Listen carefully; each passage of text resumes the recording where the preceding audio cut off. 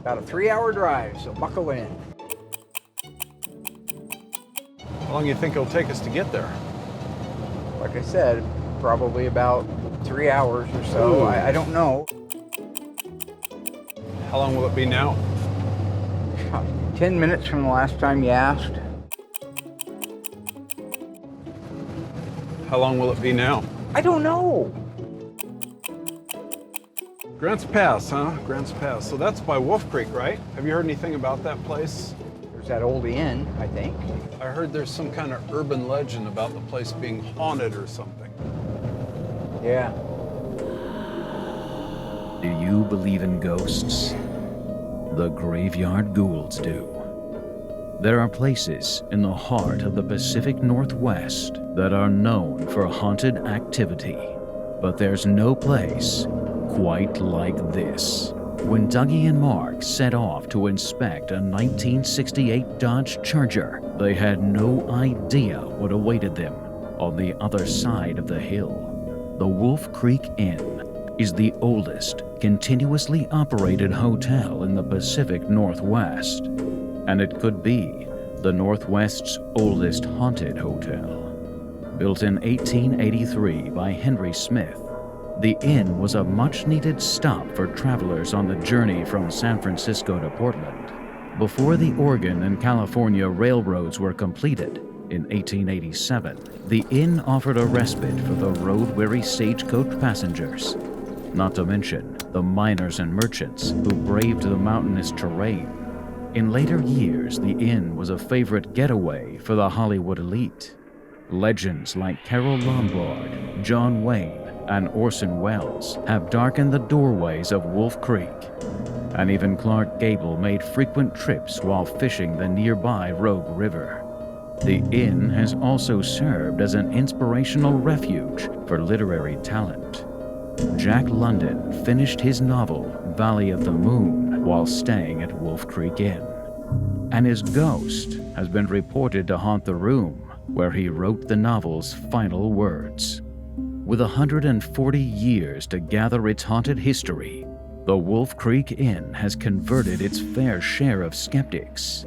But what will it do to Mark? And will his cousin Dougie ever be the same?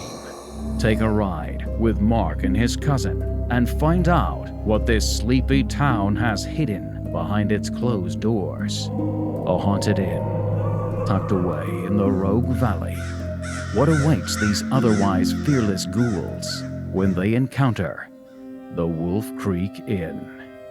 Find out on this episode of Graveyard Carz.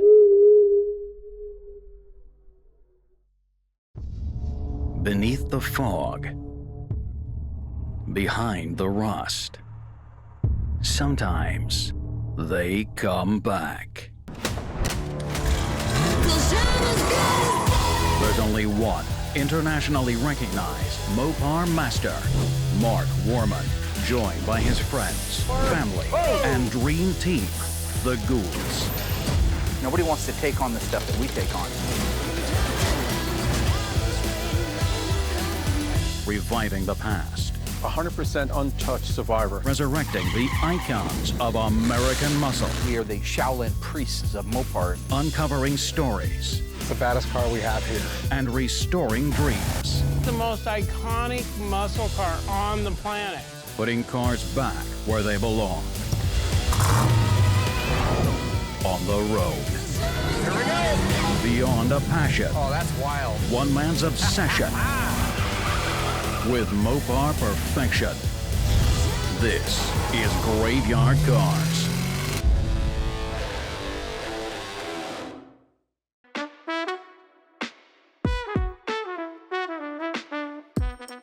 Now, a car that's come back recently from the metal dipper that we've got to get done relatively soon is a 1970 Cuda that is actually the car that Doug and I went over to Eugene on our last road trip. Fortunately, it was only a 15-minute trip to pick up.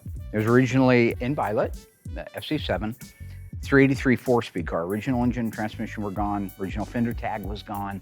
Dash VIN was there. Not a very complete car. I mean, from the body standpoint, yes. Even though it did have fiberglass, really interesting. It had fiberglass quarter panels pop riveted onto it, which they used to do back in the old days for drag racing, but I think this was more along the lines of trying to get away from having to do metal quarters on it. It came back from the dipper. It had an enormous amount of metal work needing to be done on it between previous repairs and stuff that never has been addressed. Okay, so when Josh finally got a chance to go over the car, inventory everything, get me out there with him and say, do you want to repair or replace, repair or replace? We had a couple of rear frame rails that needed to be replaced. A lot of the main floor, the step wells, the under seat pan, trunk pan, extensions, rear body panel all needed to be replaced. The front inner fenders are savable and the front frame rails are savable. Firewall's in good shape, and everything from there up until you get to the roof. Turns out that the roof has a bunch of rot on the inside inner structure and the skin itself. So now the approach is when you have a lot of metal to be done on one of these cars, you want to leave the basic structure of the car as intact as you can as you do each one. You don't just want to cut it apart, because then you're starting with nothing, no known values. So in this case, if you know the rockers are good and you know the front rails are good, you're cool to go ahead and cut out the main floor. Just start with the main floor and the step wells. Once those are installed in the car, then you can move forward or backwards, depending on what direction you want to work on next. I'm gonna cut our front floor out, and once I get that fit, that's gonna give me a solid base for where I need to fit the firewall and the floor extensions and stuff like that.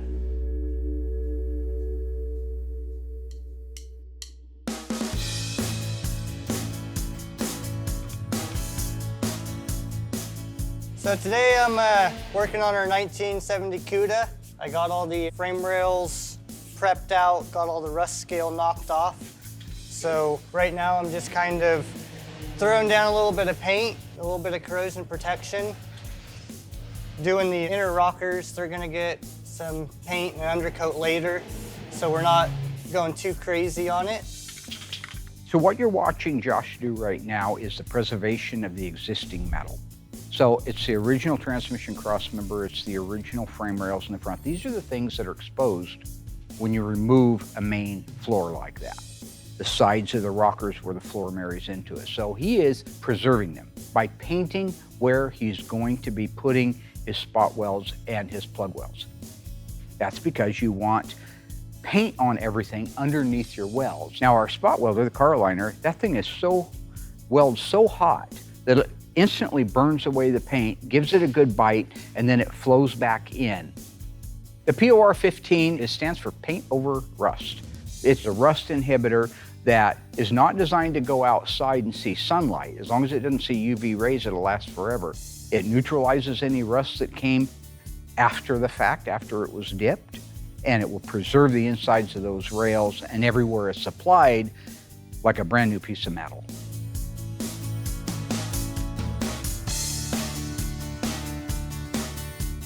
In our case, we send cars out and we have them dipped.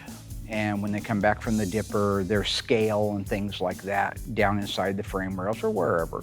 If you're replacing a panel, you wouldn't need the POR 15.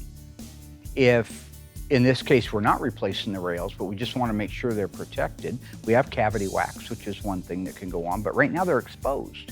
They're exposed when we get to them. So he'll very methodically take a brush and that product, and he will begin to paint it on all of the rails on the inside of the rockers where he's not going to be welding, because you don't want to do it where you are going to be welding. And so when it's done, it's glossy. It looks like gloss paint, and as long as it's not exposed to the sun, you take that floor pan off of there, and 50 years from now, and the inside of those rails will be just as glossy and not rusted. I've also taped all the holes in the rails so it doesn't fall out the bottom. So it keeps it nice and contained. The stuff can be kind of runny, but with just a little tape on there, I'll peel it after it dries and we'll be good. The application process is really easy. It goes on really smooth, and man, when it dries, it looks so nice.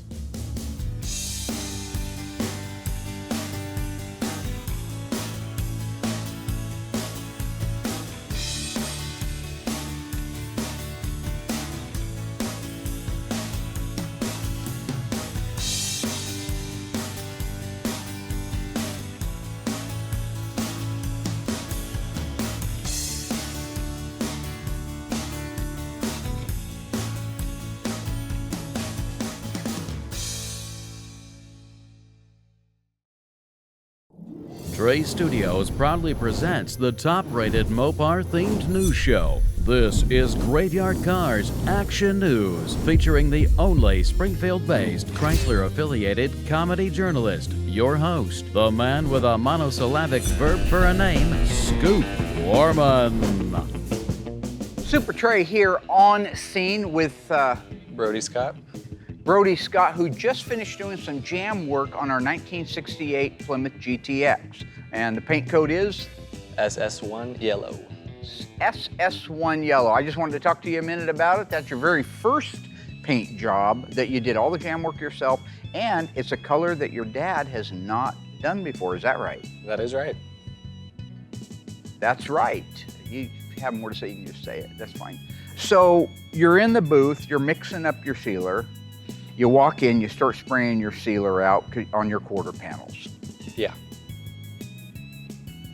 And so you're in the booth, you spray your sealer. How long would you say you let your sealer set before you go top coat it? Probably about 20 to 30 minutes, depending on the temperature. 20 to 30 minutes, depending on the temperature. Very good. All right. Now, once the sealer has kicked off, what is the very next step? Go get the yellow ready. Gets the yellow ready. Not a real talker. Gets the yellow ready, and then once the yellow is ready, Next up, go and lay it down. lay it down on the panels, laying the yellow down on the panels. What is the mix ratio on that sealer, and what sealer do you use? I do not know off the top of my head. Okay. Dad. What? We're with Will Scott. William, you got just a second here? I didn't mean to interrupt you. Super Trey reporting live from the paint shop. Again, Brody has just finished doing his first SS1 paint job. Don't be afraid, come on in. What do you need? Tell everybody who you are. Everybody knows who I am. Everybody knows who he is. This ain't Cheers. The quarters are done, ready to go over to the body man, is that right? Yep.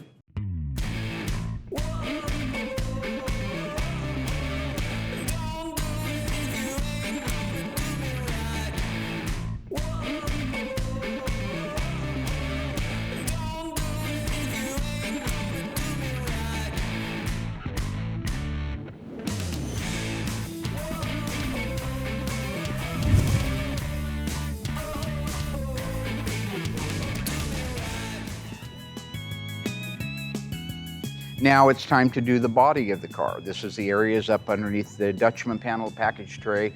You're in and out of a lot of intricate areas. What are your feelings right now? What are you feeling as far as nervousness? A little nervous, but once I get in there, then it'll just all go away Yeah. as soon as I start spraying.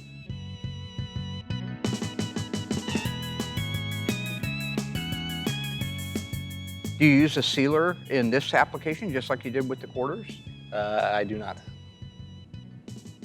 Doesn't use a sealer, but yet we see you in the footage using a sealer. Can you explain that? Ooh, you caught me there. I might have used one. Will, you have a second?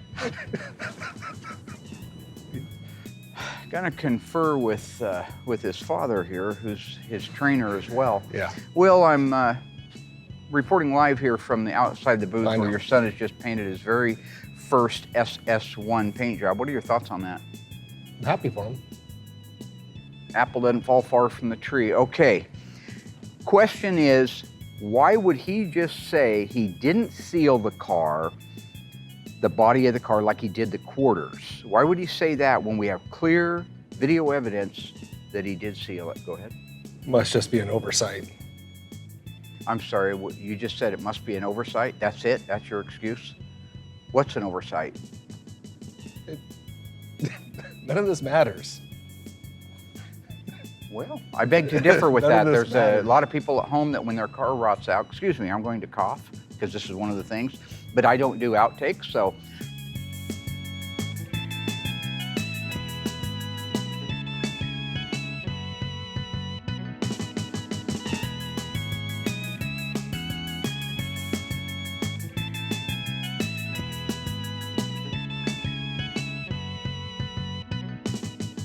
How are you feeling when you were painting that yellow for the first time? Great. Good. He felt great during the first round of the yellow painting. Will, what was it like knowing that for the first time your son was able to take off and fly on his own? Go ahead. Great. Okay, so it sounds like everything went Great. great in there. And anything you want to add? Car looks great. Will? Great. Great. All right. Thanks everybody for watching. And back up to you in the tower, Tiny. Yeah, I'm done with you. You go.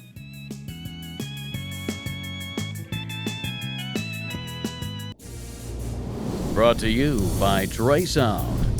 Trey Sound. Trey Sound. The sound of a generation. The sound of a number. Graveyard Carz Action News featuring the comedy journalism of Scoop Warman was brought to you by Trey Studios and Big Tony's Philly Steak Sandwiches. Big Tony's, fill up your tank with Big T's Philly Steak. So is this a really nice car we're going to see? It's a good car. It's a clean car. It's had a repaint on it. Kind of a mild, older restoration. All right, so recently I did get a phone call. We get them from time to time. Most of the time they don't turn out to be worthy of following up on. But this guy called me up and said he had a 1968 Dodge Charger here in Oregon, Grants Pass, that he thought was time for him to sell. He'd had it for a long time, done quite a bit of work on it over the years, and wanted to sell it. So I spent time with him on the phone, real nice guy, talking about the car, what was it originally, which was a 318 air conditioning car. He'd made it into a kind of an RT look-alike, but no striping on it, no badging, put the 440 in it. The way he described it to me was a good, solid, nice car with an older paint job on it, maybe middle of the road upholstery work done to it, but for the most part, a pretty original old car. So as I heard about it, as he talked about it with me, and I was able to ask the certain questions, I really felt like, yeah, I'm interested in buying this car. If it's what he says it is, I'm buying the car because 68 Chargers are hard to come by. Mm-hmm. Ones with straight lines. Well, just in any shape. I've paid 20 grand just for garbage in the past. I kind of like to have a 68 Charger Would you? without having a ton of money in one. So this could end up being a good car for me to have as a driver. But until you see a car in real life, like in this particular case where you're buying something that you know you're probably not going to rush out and restore, I need to look at it in person. I need to make sure that it's all those things. I need to make sure that it's a good, decent car, all the bones are there, and then I can make the offer on it to buy it. So until I get there to see it, I have no idea. The only downside is I need to bring somebody with me, right? So Dougie's a natural one that I'm going to bring with me. And I don't know, frankly, going into it, that I can survive another one. Grants Pass, huh? Grants Pass. So that's by Wolf Creek, right? Have you heard anything about that place? There's that old inn, I think. I heard there's some kind of urban legend about the place being haunted or something. Yeah, that was, I think, what I read, something about that, yeah. That'd be fun. Yeah, if there's time. Okay. See, with Dougie, it's like a little kid that's always asking if we're there yet, right? Then he remembered somewhere in the dark recesses of that brain of his, he remembered that along I-5 is this little town called Wolf Creek, where there's the Wolf Creek Inn that has an urban legend about it, about being haunted. It was built in the late 1800s. I've been wanting to go see it. I don't think there's a problem going to see it if we have time to go see it. I don't want to make any promises. Remember when your parents would say, we'll see? Well, we'll see. How long do you think it'll take us to get there? Like I said, probably about 3 hours or so. I don't know. I'd say you're not going anywhere. It's 3 hours. Let's just say 3 hours. We're gonna stop for lunch? Well, we just ate breakfast. Oh. What time is it? How much longer we got? What are we going for? Even though no matter how many times you tell him what you're going for, he keeps doing it over and over. How long will it be now? I don't know. We've been on the road for an hour. I don't know. How long did I say it was going to be? You repeated it 3 times. 3 hours? 3 We probably hours. have 2 hours left. 2 hours. Yeah, we have 2 hours left. How long will it be now? 10 minutes from the last time you asked. So what, an hour and 50 minutes? Thank you, Mark.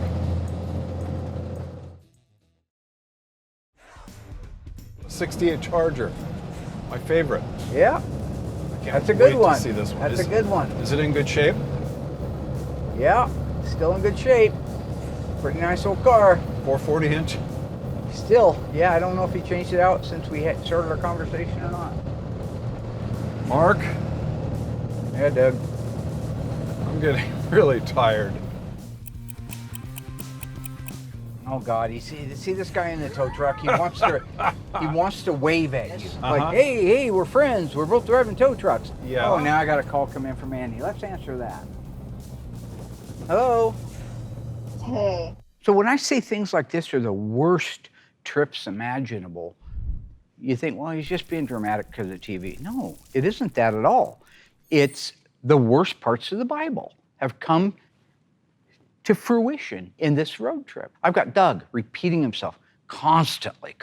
Then when I'm ready to answer one of his questions for the 15th time, I get a phone call in from Annie. She does a lot of the work in the front office. She greets people when they come in. I had sent her down to the post office to pick up a box for me, a nice flat rate box to send some records in that I had to send in some paperwork. So for the priority mail flat rate boxes, there isn't one that will work. There's a regular, just like cardboard box. There's a 12 by 10 by 8. Or I just need a box to put my stuff in. It goes on and on to a point where you're ready to veer into oncoming traffic and just say, heck with it. The only reason I don't do it is because I don't want to affect another family. Okay? If it was one of the people I don't like from my past that I could see coming at us in the opposite lane, hang on, Mary. What are we going after? My car, What kind of car is it? 68 Charger. Still? Shut up.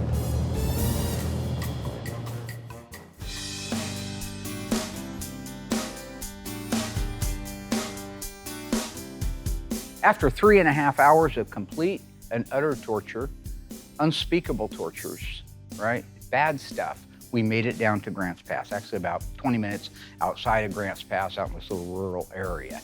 And all I can tell you is if the car, for any reason, isn't something I come back with, Dougie dies. And I don't mean that in a bad way. I know he's got family and friends and stuff, and if he doesn't die, then he comes back in a wheelchair. I don't know.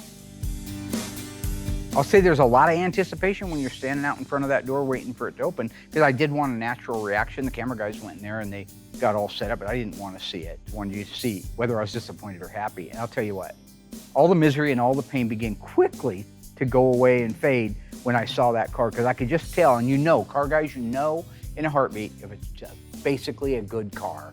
And that was really a nice car.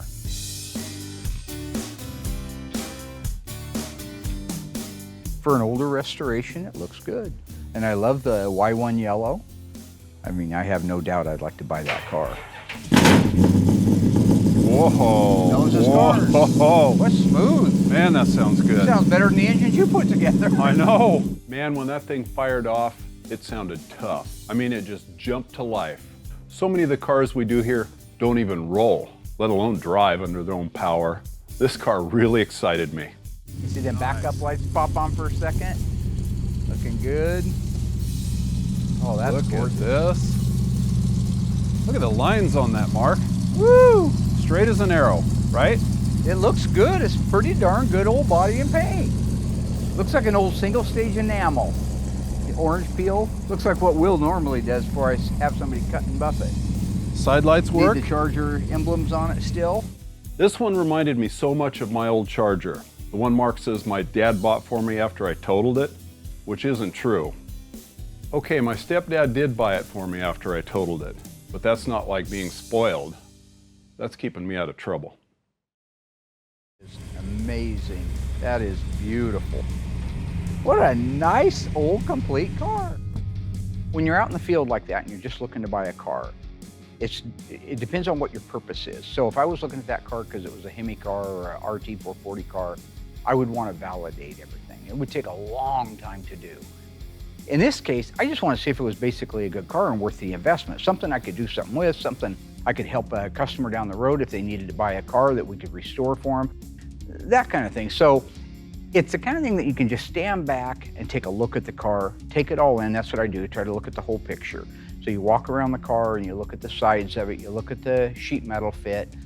This car has an older paint job that was middle of the road, not certainly the old Earl Scheib 99, but somewhere in the middle of the road, a decent paint job on it, and it's painted the correct paint color, which is S for the yellow.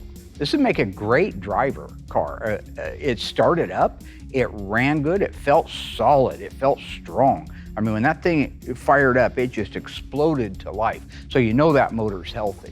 You've had it since the 80s? Yeah. Wow. And how long ago was the body and paint done? Through the 80s into the 90s. Okay.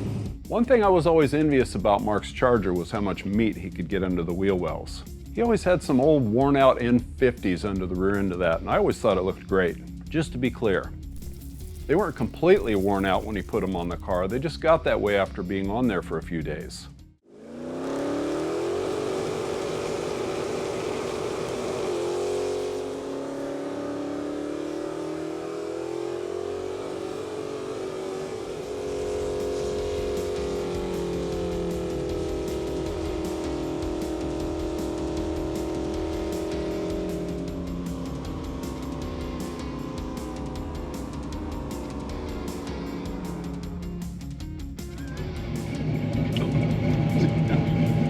Damn, that thing puts out some horsepower. During the summer, I still have to do the hot rod shows, you know? Good Yeah, for you. that's what it's all about. Sweet. Yeah. Well, that motor sounds good. I think overall he did the car a good justice. Number one, it starts and runs and drives, which is better than most. I took it around the block. It seems to run and drive really well. So I think that is just one of the old cars that probably, let's say he never did paint it, it would look pretty good as a survivor, even if the paint was thin, washed thin, and didn't look great from a paint standpoint. I think it would be a really neat looking car to come across without some freshen up stuff, because it's that original other than paint and interior and under the hood. Sweet. You did a good job, Jay. Yeah. That's great. All right, so after the car warmed up, I decided to take it out for a drive, wanted to make sure that it would go through the gears and turn and brake and all those things. It did that. It ran well, it drove well. Not everything worked in the car, but it's kind of stuff that we even go through it on a freshly restored car, something will quit working. But overall, a really good car. And so him and I got off to the side and did some talking about the condition. Do you have the Charger emblems still? Have you ever bought the new Charger emblems for the roof yet? No. Okay, I'm just wondering, I know you said you had a little box of goodies in there, so let's take a look under the hood. Still to come, Josh and Mark reveal the secrets of making Mopar metal identical to the factory original. All the provisions that it takes to be able to make a car look like it hasn't been touched. But with Mark out of town, will Josh get the help he needs? Hey, Will, you want to help me throw this floor in? How many painters gotta jump over to metal and save the day? Mark and Doug fired up the engine, but what will they find when they crack open the hood? There's been a lot of butchery that I can't undo. And when Mark and Doug get back on the road, will Doug's ghoulish obsession push Mark too far? And I said, what is your obsession with this place? I've never had the opportunity to meet a real ghost. When Graveyard Carz returns.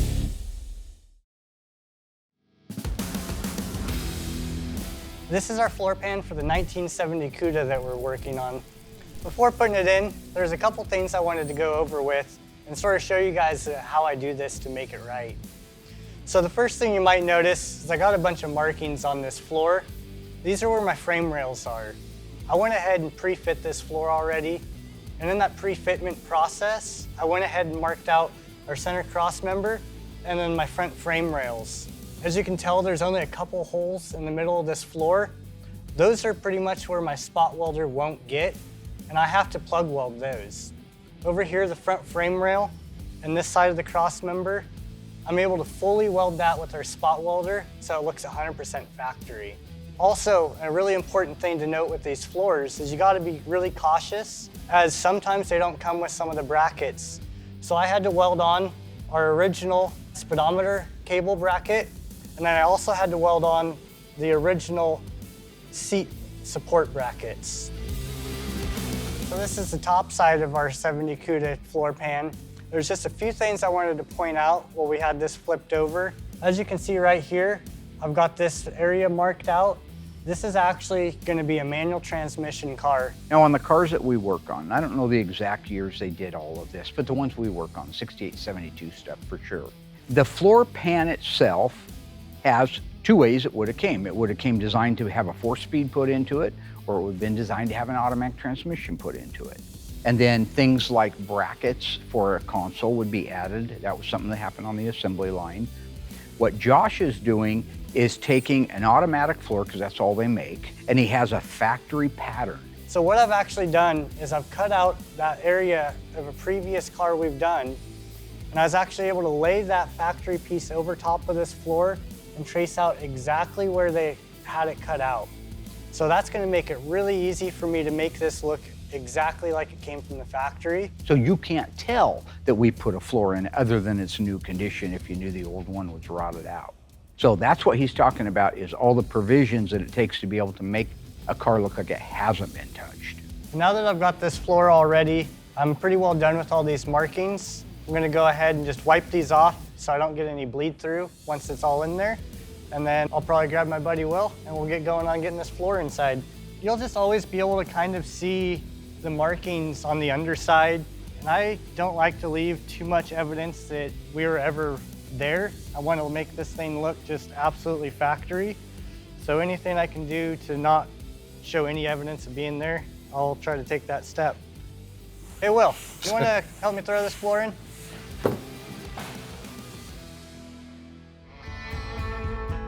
What color do you think that block is? Yellow. It is, okay. It looks kind of green to me. What color yellow did you paint that engine, you remember?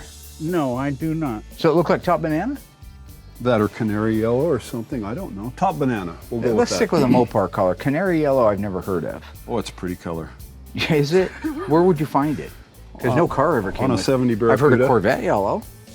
70 Barracuda was once again FY1 lemon twist yellow.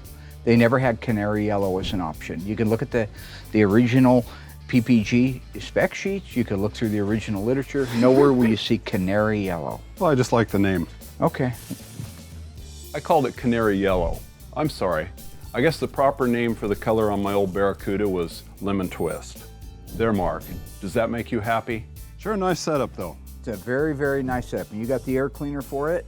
You open the hood, look underneath there. Yeah, there's been a lot of the aftermarket type thing like valve covers and stuff, but overall, it was all there. There was no butchery that I can't undo if I wanted to put the car back and make a tribute real RT. Wasn't a bunch of holes cut in the fender wells or in the firewall. Very, very solid, very good impression. Same thing on the interior. While it does need to be done right sometime down the road, it's very presentable right now. So when I walk around the car and I start at the front bumper and the back and I'm just kind of inventorying everything in my mind, I know that it's a good car. I know we're probably somewhere in the middle of where we had talked about for buying numbers, and I knew I wanted to buy the car at that point. Yes, look at that. The Pi 10 on there. That is nice. Originally a 318 car, right, Jay? Yes, sir. Okay. Looks like something you'd do, huh, Mark? Put in a 440. I did. I had a 318 in mind, my 70 Charger. Originally it was a 383 two-barrel. The guy I got it from had put a 318 in it out of a 74 Roadrunner. And then, of course, as soon as I got it, the races were on. He had his Barracuda, I had mine, Jeff had his Chevelle. Everybody had to go fast. So I grabbed a 440 out of a 68 Coronet RT and put in that thing in it. It was a bad engine, wasn't it? A bad mamma jamma. Yeah. So, you know, after spending a little bit of time with Jay there and getting to know some of the backstory on it, we really were wrapped up. We didn't have time to get over and see the Boltaco guy that I was telling Doug about earlier that restored my bike. We're gonna make another trip down there someday. But we did want to try to get enough time to go by Dougie's favorite place. So he wants to meet a real ghost. That's what he said. At one time, and I just, all the cameras had kicked off, and I said, what is your obsession with this place? He goes, because I've never had the opportunity to meet a real ghost.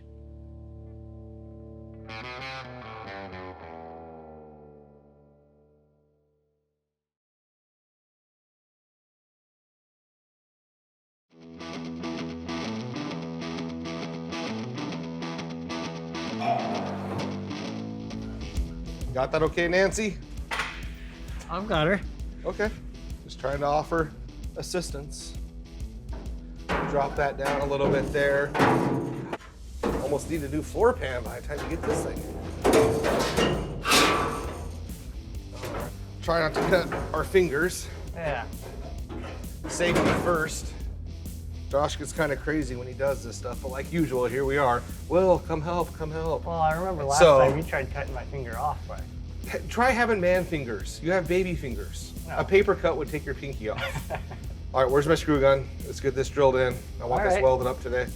I'll get her welded today, but I gotta get this side in first. Okay, well, let's get it going. All right. You see what I work with? How many painters gotta jump over to metal and save the day? You know, I give my whole team crap all day long. But I do it with a smile so they can't get mad. I learned that from Mark. But this is what Mark did to me, so I do the same to them. And as far as our metal shop goes, it's the best team we've ever had here. And Josh is a huge part of that. He's got a heart of gold, he goes the extra mile, and he truly wants every car perfect, and he goes about it in a great way. All right, we ready to screw? Well, I mean, yeah, I'm ready to screw the floor down. Let's get her screwed. All right.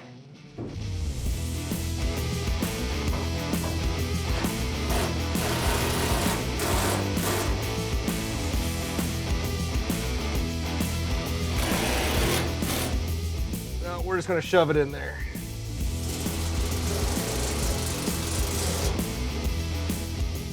Money.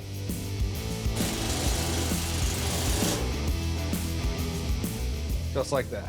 Yeah. Go Thank Get you. it welded up and we'll be good to go. Thank you for your help. Well, You're welcome, buddy.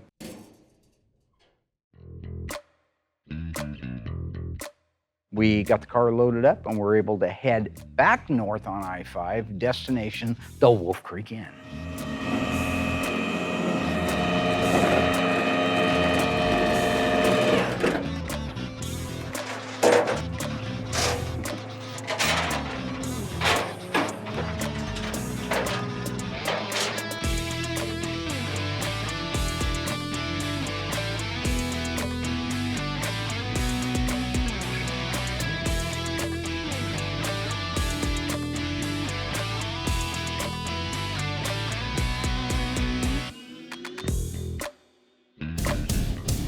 Stay tuned.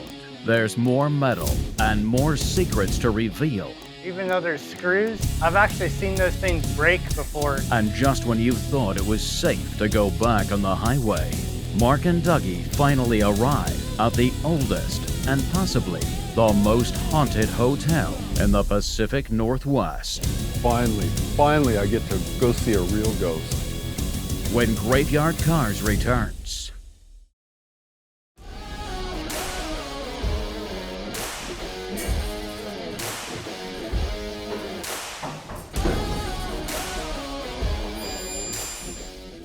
So what I'm doing here is I'm getting, now that I've got the floor all screwed into place where I want it, I'm gonna go ahead and do a couple spot welds to anchor it in place. If I just ended up spot welding one whole side full, I could actually move the floor on the other side. So even though there's screws, I've actually seen those things break before. So I'm gonna do 3 spot welds over here, and then after I'm done with this side, I'm gonna go do 3 spot welds on the other side, and the floor will be anchored in place perfectly.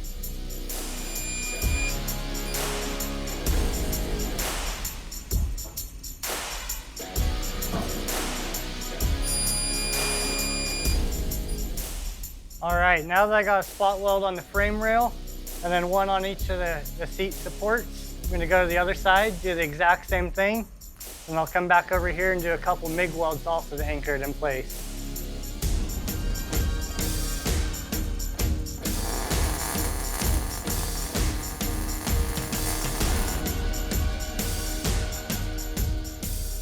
All right, so what I'm doing now, I'm gonna do a couple plug welds on the sides, also to get those anchored. The reason I put those spot welds originally where I did is to make sure that floor got sucked down all the way, so when I plug weld the sides, it's where it needs to be. If I would have plug welded that first and then tried spot welding it, I could have stretched the floor or something. Look, I know on a lot of this detail stuff on the floors, it gets boring if you're not doing something like that. It's like learning how to write a book from Stephen King, but unless you're writing a book or writing a movie, you don't care how it's done, you just want the finished product. But a lot of people are working on these. A lot of them are writing the book, so to speak. pay attention to what we're doing. Pay attention to what we're sharing with you. You won't see it anywhere else. It's very detailed. It's very important. If you want the very, very best job you can do it at home. It's just gonna take you longer and you're gonna have to maybe rent some equipment from time to time, but you could do the same thing based completely on what we're showing you of how it's done here. So while it's boring for you, for some of you, it's really important to somebody else. Also, if you notice, I got little tiny yellow marks. Those are all where the factory spot welds were. So I like to mark those so when it comes to welding this floor in, I can actually offset my new welds. I don't like to weld over top of those just because the metal can be slightly thin. So this gives me the full thickness of metal and I know the structural integrity is going to be there.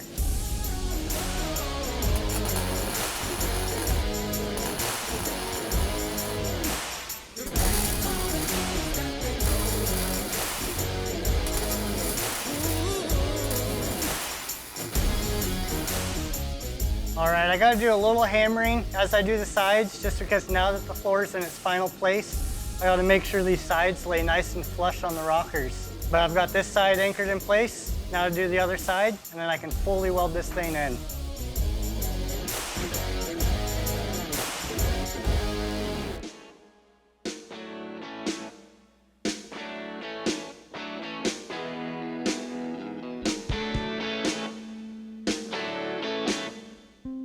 Finally, we got to the Wolf Creek Inn.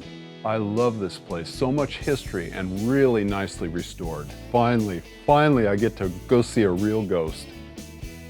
All right, so about 45 minutes this side of picking up the charger, we got to the Wolf Creek Inn. And this place is really cool. I mean, there's so much history involved in this place that I couldn't even begin to do it justice. As far as I'm concerned, it was a blast. We got some great pictures with Doug. Doug was super happy. I asked him if he actually met a ghost. He said that he wasn't sure. He thought I don't know if he did, but there are sightings of ghosts down there. But for our trip to the Wolf Creek Inn, I call it Wolf Creek, W-U-F-F, Wolf Creek Inn, got some great pictures of the team. We had a really good lunch, fantastic lunch. Actually, it's probably one of the best little diners that we've hit, and we got quite a few of them up here, and they did a remarkable job down there. Got some pictures of the Charger sitting out front of it. So for us, it was a really nice thing to get away and do and have some fun as a team. It was the fact that I was able to buy a car and make it worth the trip down there. Like I say, the camera crews with it, we're all kind of like family. So when we sit down around a table, it's just a bunch of guys, gals that know each other, and like I say, are like family. So after lunch, we got a bunch of pictures around the place. It's a small town, little one-stoplight town. Didn't take long to look around the town. I think they had a gas station and an old general store. After that, we got back in the rollback and headed to Springfield, made it back without any incidents. So overall, that was just a fantastic day and a fantastic trip.